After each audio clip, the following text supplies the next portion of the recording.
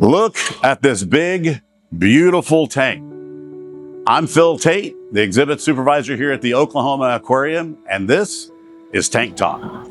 Welcome to our ARC, or our Aquatic Research Center. This is our brand new building that we are still under construction with.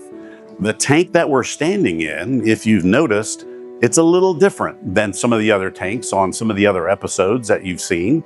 This tank doesn't have any water in it yet. It also doesn't have any animals. So we are still under construction with this one. This tank itself is called our dog bone tank. There's a big 40-foot round here and a big 40-foot round over there. We're gonna kind of go over this tank and kind of talk about it a little bit, exactly how it's being used and exactly what's gonna be in this tank. So this tank in an aquatic research center is actually used to hold or house our larger animals, meaning like our sea turtles, our large sharks, our bull sharks, the baby bull sharks. And when I mean a baby bull shark, I'm talking 3-4 foot long. So a little bit bigger animal. But how we create these tanks, and you'll notice it's got this real pretty blue coat on it. This is a coat of epoxy. Underneath this coat of epoxy is a concrete tank. We do start with a concrete tank. Now this concrete is a special concrete. This concrete is a Zypex product or a Zypex concrete. Now the really cool thing about Zypex is if for some reason, and hopefully this doesn't happen, but if it happens, there's a crack that forms. That Zypex concrete, once it gets wet, actually stitches itself back together. It is the coolest stuff. So water gets into that crack, it activates the chemical that's in the Zypex concrete. That Zypex stitches itself back together and seals that crack up, thereby not allowing us to have a lot of leaks. It's a much safer way to build a tank this size. And then we cover that again, like I said, in a nice layer of blue epoxy. So this epoxy, not only does it look good, but it allows us to do some cleaning. And the cleaning and the algae and everything that's on here just comes right off. So it makes it a whole lot easier. As you can see here in the center, we've got our bridge or our walkway that goes across. That's for our biologists to be able to interact with the animals and be able to walk from one side to the other easier. We've also have little crevices right inside here. Here's one here, there's one over here. These crevices will be for gates. Now, eventually we'll have a gate that goes all the way across here and a gate that goes on the other side with a bare space in between.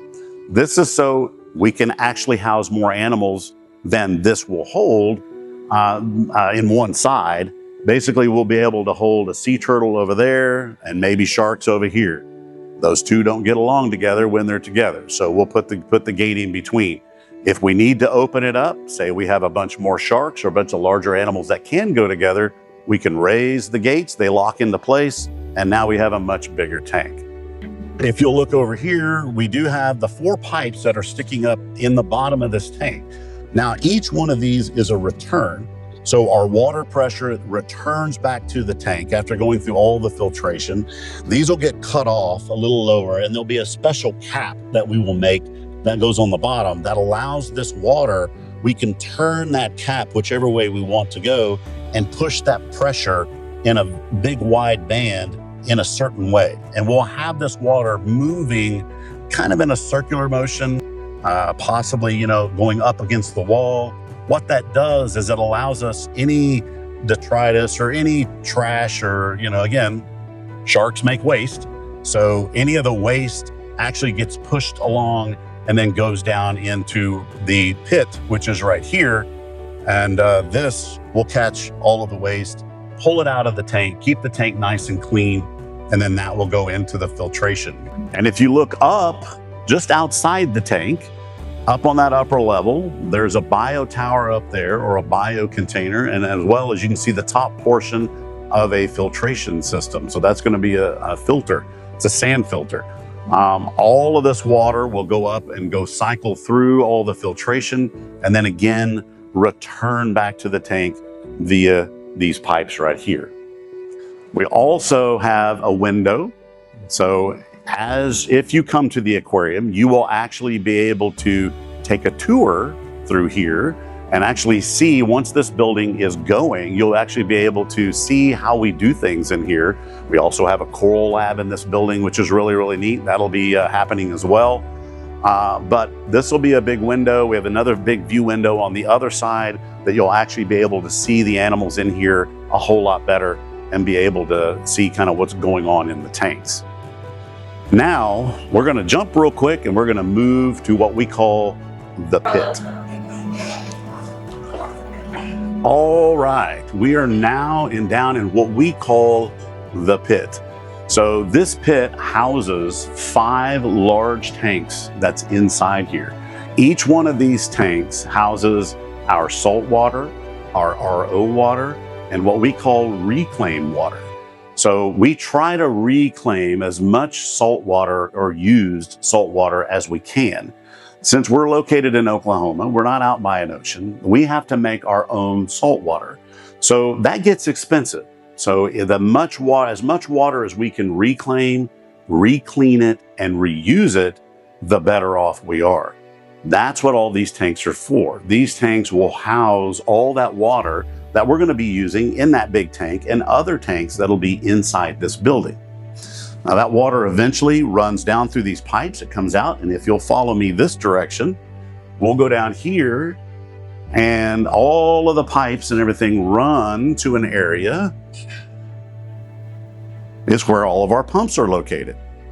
So around the corner here, we have a giant sand filter. On this corner here, we have all of our pumps. Each one of these pumps corresponds to a tank. It pulls the water, moves the water, and puts it into the tank, pulls it out of the tank, and just keeps recirculating this until that water is ready for use. Once the water is ready for use, a biologist can turn these valves, turn some valves up top, make the water go to wherever they want it to go. They can go into the big dog bone tank that we were just talking about and we were just in, or it can go into any of the other mini tanks that are going to be inside this building when we're done. Let's go ahead and go from here, and let's go back out front. All right, we're back out here at the front of the tank where we started at. This is kind of a little bitty quickie video, kind of a sneak peek of letting you see kind of what's coming here in the future at the Oklahoma Aquarium. Again, this is our ARC, or Aquatic Research Center. We hope that you get to join us and come see us here at the Aquatic Research Center. Take a tour, walk through, and kind of see everything that we've done. It's a lot of hard work. My team is busy every day putting all this stuff together and making sure that the animals have a very safe and great place to live. So we hope to see you here again at the Oklahoma Aquarium.